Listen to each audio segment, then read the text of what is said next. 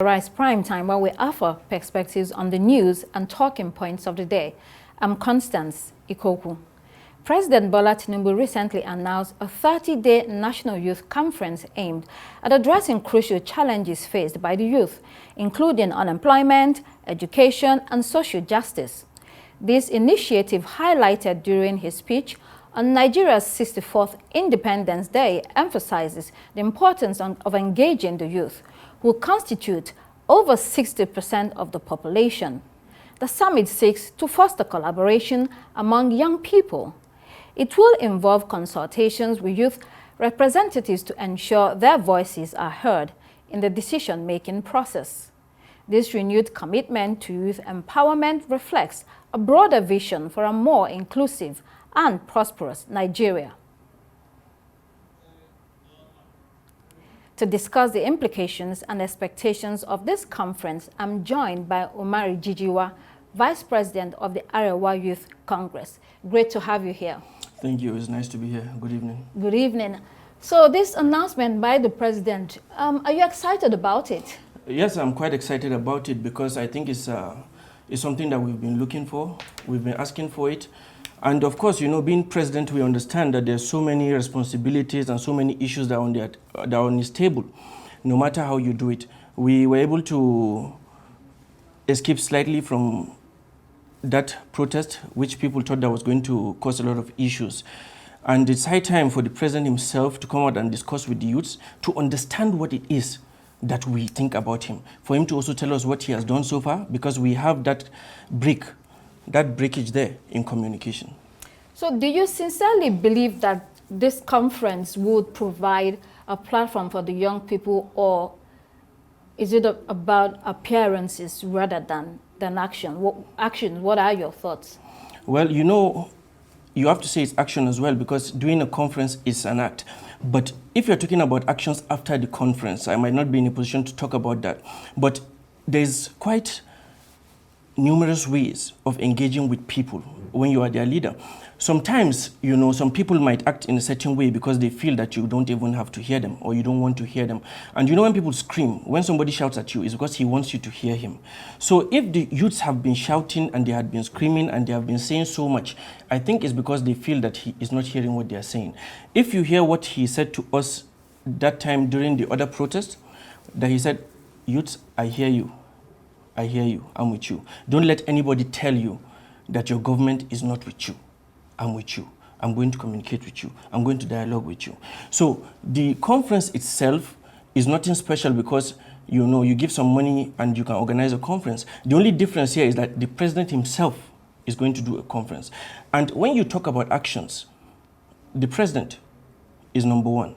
We can have a conference with any minister, with any appointee, and the best thing they can do is say, "Well, we believe in what you're saying and we'll push this to the president for the president to approve it."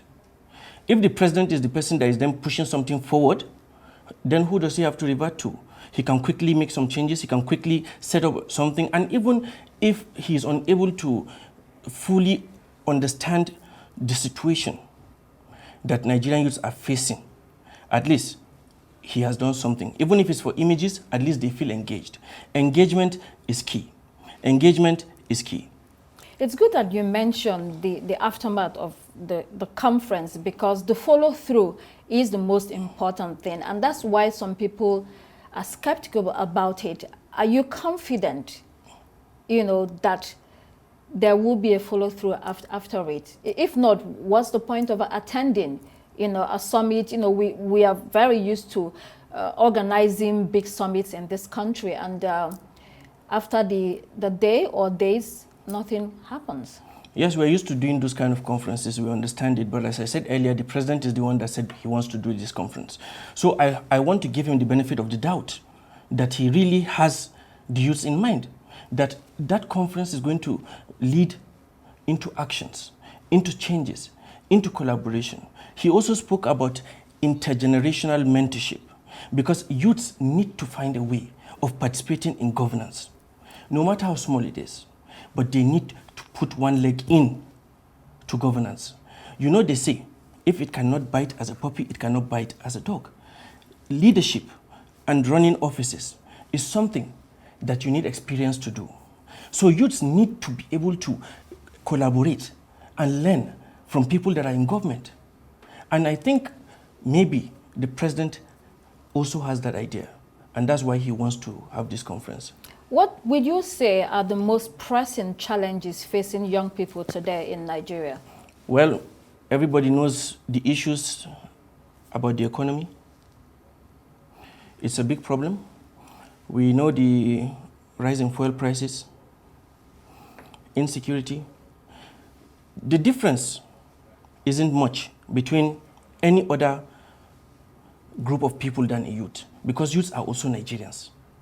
They are also Nigerians. We don't need to bring out something in particular, because at the end of the day, when insecurity comes, it will kill a young man and it will kill an old man. When somebody does not have money, it happens to a young man, it happens to an old man. But I understand that youths, we are the larger majority. And if we are able to collaborate and understand ourselves, we will be able to have a country that will be able to run a bit more smoothly.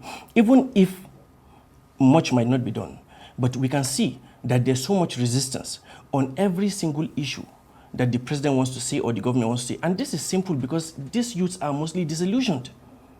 They are disillusioned. So they have doubt on every single thing that happens already. So you are a member of the Arewa Youth Congress. Are you preparing, or is your group preparing key demands and proposals that you will take to this conference?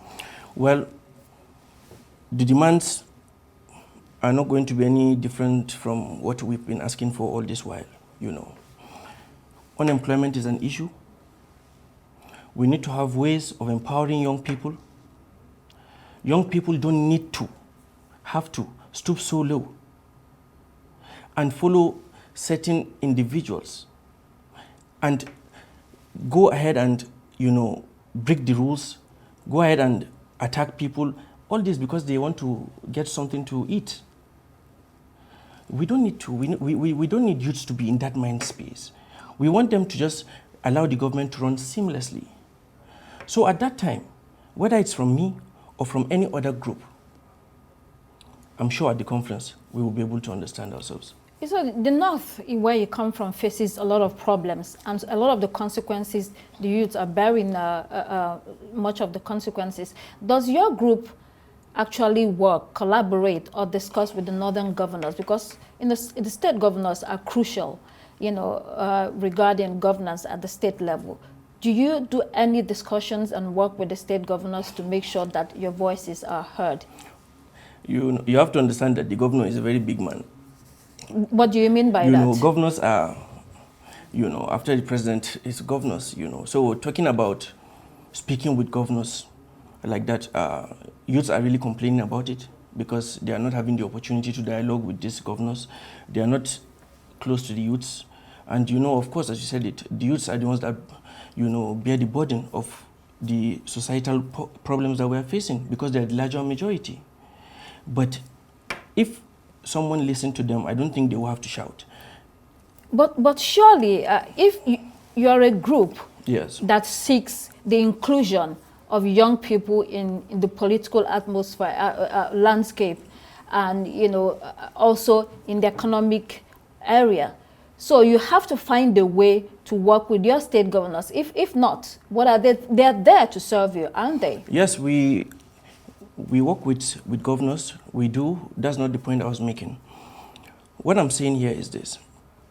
We know the demands and we represent majority of the youths and we do speak with these governors. But speaking alone is not enough. We try our best to see if they will listen to us. But, you know, governors choose what they want to prioritize. We have governors that believe in youth inclusion. We have governors that have put it out there that there is nobody that is going to be a councillor in their state that is going to be above a certain age because they want to bring youth inclusion. And then, of course, we also have governors that prioritize other aspects of governance than the youths. But what we need is for governors to actually take these youths seriously because at the end of the day, it was these youths that went out there to vote for you and protected the votes. Someone told me some weeks ago, he said, well, you can't rig an election without a youth leader. That goes to show you the value that youth leaders are to the governor. So we have to see a translation of that into action, and for us to be able to have other solutions than what we are seeing now.